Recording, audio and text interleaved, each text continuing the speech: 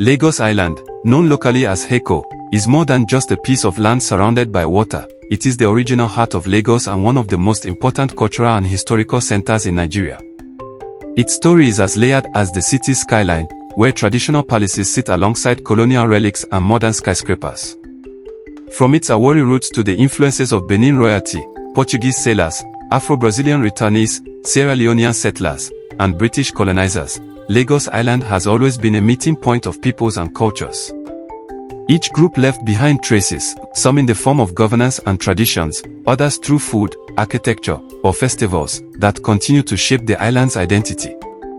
The island's position on the Lagos Lagoon made it a natural hub for fishing, farming, and local trade in its earliest days. Over time, its waterways connected it to the Atlantic and turned it into a thriving center for regional and international commerce. This location made Lagos both prosperous and vulnerable, attracting kingdoms like Benin and colonial powers like Britain, who recognized its strategic importance. Even as rulers rose and fell, the resilience of the people ensured that Eko never lost its vitality. To speak of Lagos Island is to speak of survival, reinvention, and creativity. It is not only Nigeria's historical cradle but also a living archive of its struggles, celebrations, and transformations. In its palaces, markets, and festivals, one finds the enduring character of Lagos. Restless, resilient, and forever alive. The origins of Lagos Island are rooted in both legend and history. Oral tradition credits Olufin Ogunfomenaya, a prince of Ile-Ife, who followed the guidance of the Ifo oracle while carrying a sacred pot of water. The oracle decreed that wherever the pot finally sank would be his people's new home. After stops at Isheri and Idu, the pot sank permanently by the lagoon, and the settlement was named Eko, meaning camp. The Awori flourished as fishermen and farmers, but their small community soon drew attention. By the 15th century, the powerful Benin kingdom extended its influence, sending Prince Adu, son of the Oba of Benin, to establish royal authority. This marked the beginning of a monarchy that still carries traces of Benin heritage alongside its Yoruba roots. In 1472, Portuguese sailors arrived and renamed the settlement Lagos after a town in Portugal. Their presence introduced European trade and later tied Lagos into the Atlantic economy. By the 18th and 19th centuries, the island had become a key hub in the transatlantic slave trade, sending countless Africans abroad while also receiving returnees from Brazil and Sierra Leone who reshaped its culture with new architecture, religion, and foods. The decisive shift came in the 19th century. After the bombardment of 1851, the British dethroned Oba Kosoko and installed his uncle, Oba Aketoy. In 1861, Oba Dosonmo signed the Treaty of Cession, making Lagos a British colony and later the springboard for colonial Nigeria. Though reshaped by outside powers, Lagos Island never lost its core identity. From Olufin's sacred pot to its colonial transformation, its founding story reflects a city constantly reinvented, rooted in tradition yet open to change, always the symbolic heart of Lagos. When we talk about Lagos Island, we often focus on its royal palaces, Portuguese explorers, and colonial battles. But just as important are the many communities who shaped its heartbeat, among them the Ilajes, the settlers of Olowogbowo and Apongbon, and the Ijebus connection that tied Lagos Island to the Yoruba hinterland.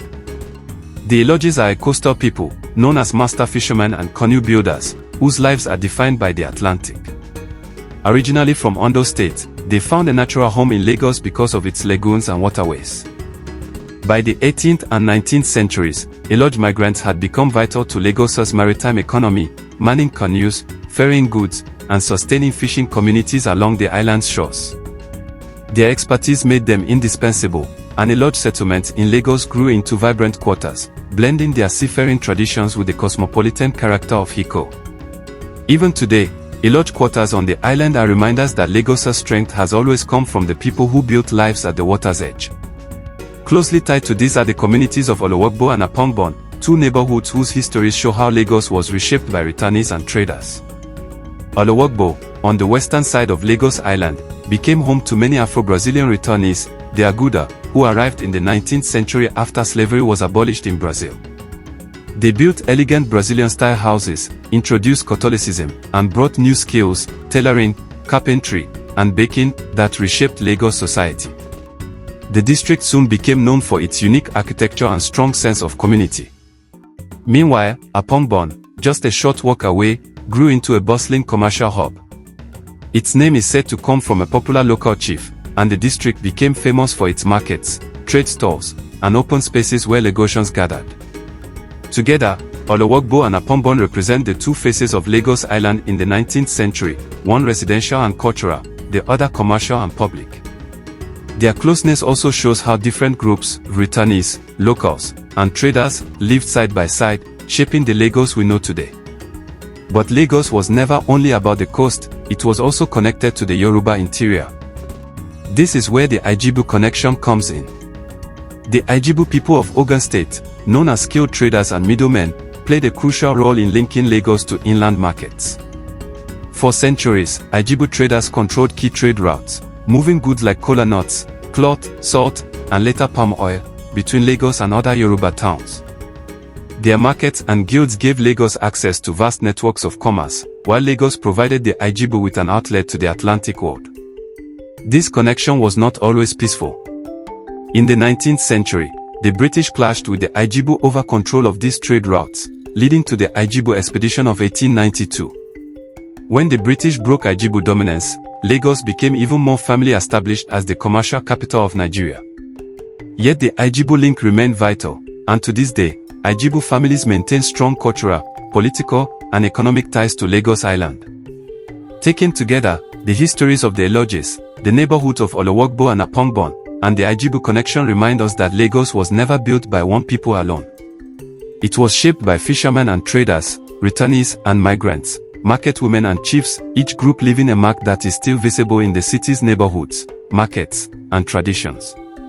Lagos Island is therefore not just the story of a city, but the story of communities coming together at the crossroads of water and land, Africa, and the Atlantic. The ordinary people too shaped the island's character. The Awori fishermen and farmers gave the settlement its roots, while the markets, especially those run by powerful women leaders known as Iolojas, turned Lagos into a thriving commercial hub. These markets were not just centers of trade, they were places of power, where women like Erolo Abiola Dosomo and earlier female leaders carved out authority in a male-dominated political space.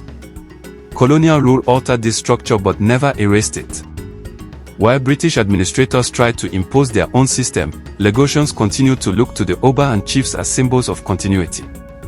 The coexistence of traditional rulers, market leaders, and colonial officers created a layered society that balanced old and new.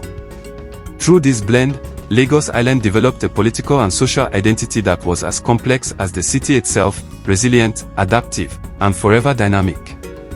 Lagos Island is more than the birthplace of a city, it is a mirror of the black journey across the world.